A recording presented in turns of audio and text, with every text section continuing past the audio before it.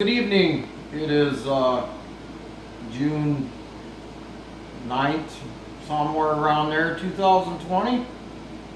So anyway, I built a CNC about a while ago, 4 years ago, and I was cutting some MDF, which is very dusty. So my beautiful wife bought me this nice two-stage dust collector. Probably not the best in the world, but it does a good job. And so I was off work for a week and I was bored. So I put together a shopping list and I went and bought 6-inch PVC sewer pipe. And I ran it all the way around my shop. I've tested it out multiple times, and you'll see a range of different gate valves. This is a 4-inch metal one, and this one here is just a 4-inch cheapie from Menards. But I actually built gate valves with MDF, quarter 20 bolts, and this is 93 thousandths or 3/32 Lexan polycarbonate. Then I built this miter box dust collector, and it pretty much, I can cut all day long and I have very little sawdust around, not even really worth vacuuming. Which leads me to the next problem of why I'm shooting this video. I wanted to be able to hook up this, which is my bandsaw, and it has a 2-inch port. Now I could have went and made a 4-inch port, but then I had to modify all this, and it's already set for a 2-inch port. My scroll saw has a small port, which I'll probably eliminate and just come down through the back. And then my homemade router table is already set up for a 2-inch port, and I needed a 2-inch port or smaller for this, and I've watched several videos and they say don't even bother with a 2-inch system. But with that dust collector, does not have enough suction, in my opinion. I never tried it, I don't believe it does, to clear the chips out of my pocket screw. So I've been using my shop vac, and it works great. It's worked great. Yeah, you get a little dust, but I'm not worried about the dust as much with this as I am chip removal, because it helps with the drilling and it clears it out. Also with this, I'm not as concerned with dust, I'm more concerned with removing the chips and not having a giant mess. So what I did was, since the 6-inch turned out so well, I made a 2-inch system that goes all the way around the shop, and there'll be a movable shelf here with a 2-inch gate valve for just dedicated for pocket screws. So what I was having an issue with is I would start this up. It started out with a 6-inch. I'd start it up and I'd be machining something on my CNC and not realizing I had this gate valve open. So I got to thinking, when I made these gate valves, these are mounted vertically, and they, as you can see, they slide really well. But what I did is, inside the handle, I took, and I bought these from Menards. They're 1/2 by 1/4-inch rare earth magnets, molybdenum, and I put one in the body that's in a pocket that I CNC'd into a pocket, and then there's one inside the handle. And what happens is that holds it up in the open position. Holds it in the open position. Then I got to thinking, I bought a bunch of limit switches, but I didn't use them on my CNC because I went with proc switches instead of micro switches. So I had limit switches, and I 3D printed this bracket that just has two protrusions in it that hold up the limit switch, the micro switch, in position. And these little tabs here set your stroke. So you're not gonna overstroke your switch, bottom it out. And if you set your handle to those tabs, it'll make a connection. So then I was going to use a Arduino, which I'm still going to, for my big dust collector. As soon as I figure out how to gut this box out. And then I thought about, let's just use a solid state relay. So when you open this valve up, I unplugged the vacuum. Hold on.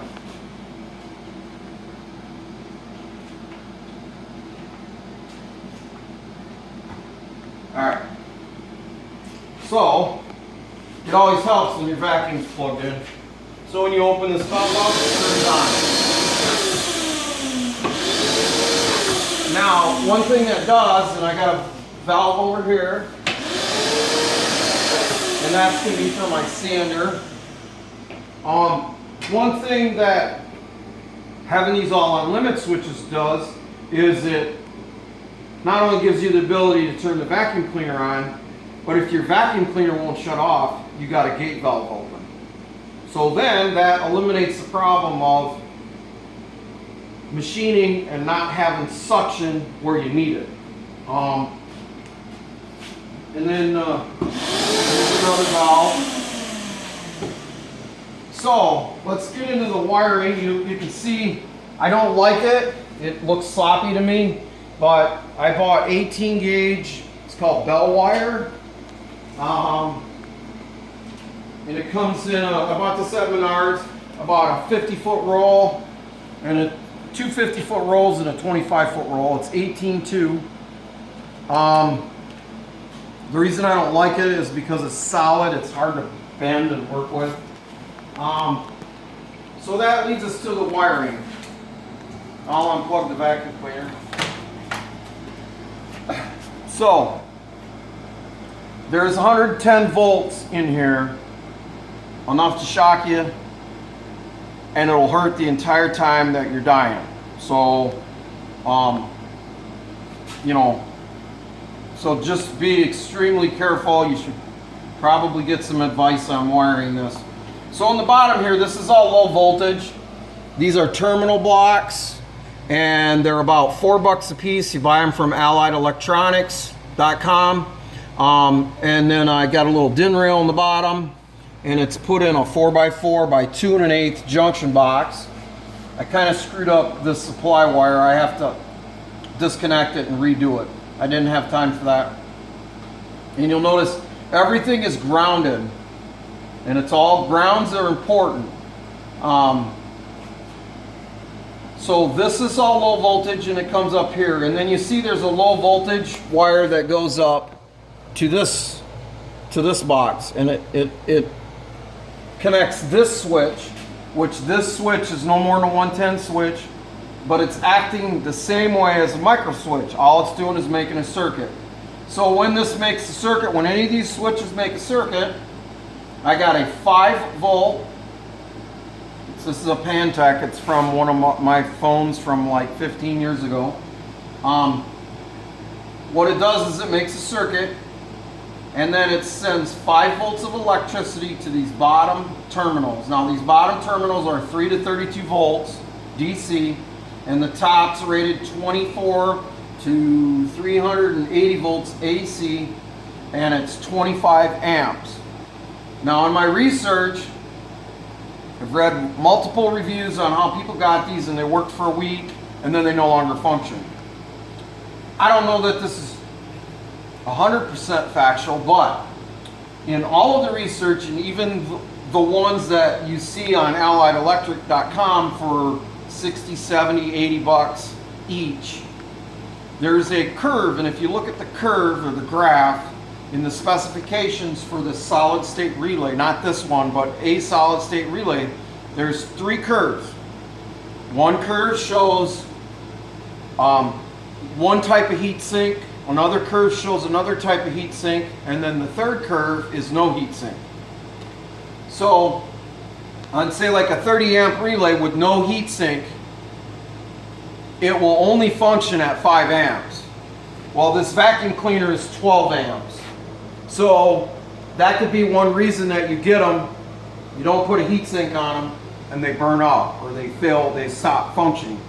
Hopefully. I bought a spare just in case. So then what happens is we already discussed this switch with the low voltage, and again everything's grounded. So if say this 110 wire were to come off and short out with this case, if you didn't have this whole thing grounded, this could become hot, or you know it could then you could find yourself in a situation where you get electrocuted. So I'm gonna go ahead and turn this switch on. I got the vacuum cleaner unplugged, and see the LED light turns on, which means that solid state relay is in the on position. It's a normally open relay, which means that when there's no supply voltage to it, it's in the off position. So I've heard that explained as shelf state. So if it's normally open, what position is this valve or this relay or whatever device in the unenergized position is how you determine whether it's normally open or normally closed. So normally closed would mean that with no power to it, it's closed, it's making a circuit. Normally open would mean that with no power, there is no circuit through it. The other thing is, hold on, how I did this, and this is pretty basic, basic wiring. So your common wires here, which is the white wire, and your hot wire is over here on the gold connectors. And you can kind of, one thing that helps me out is I know that this larger blade, which is the neutral blade, it's always the wider one, keeps you from twisting the non-grounded around. So you always got the neutral to the neutral and the hot to the hot. So the smaller one is always the hot. So how I wired this, and again, it's pretty basic. And again, make sure you get some guidance if you're going to do this, and make sure the power's off, and consult a qualified electrician. Is this little tab here in the middle. If you take that off, these two now become two separate outlets. So the bottom outlet is wired and it's always hot. That's what supplies my transformer. The top wire is switched. So the top wire is actually hooked to this relay feed. And again, you know, you always want to make sure everything's off. I know that's off because it's not being fed. The light's off. You go ahead and tighten that up. And I drilled a small hole in this so I can look inside of it and see that the relay is on in case I have any issues. So then you plug the vacuum in. And the reason I put a switch there is this one here is going to be for, I wanted it out, and it's going to be for my sander or for just a hose. So I didn't want to put a blast gate valve on here. So that's why I got, you can turn this on, and there's plenty of suction. I can, you know, vacuum the floor. I probably would not vacuum big blocks of wood like you normally do with a shop vac and a hose. I'd probably stick to just sawdust and very, very small chunks of wood. So my next project, which might take a couple months, is I'm going to take one of these here, which is an Arduino Uno. I bought these about 8 years ago and messed with them for a little bit, and haven't done anything with them really, other than, yeah, that's cool, it blinks a couple of LEDs, so what? Now with this guy hooked to a relay, I'll be able to turn the vacuum on without using a solid state relay. And the reason that these are cool is you can do it by temperature, you can do it with a photocell. So there's a lot of different functions. You know, you could have a gauge that would measure vacuum. I don't even know if they make them. I'm sure you could get one to work with this. And then you could actually monitor how much suction you were getting in your two-stage collector. Do I know how to do that? No, but maybe one day I'll figure it out. But I do know that I can hook a relay up to this, hook a switch up to it, click, click, and turn my dust collector on. And that's all I have for this evening. Have a great night.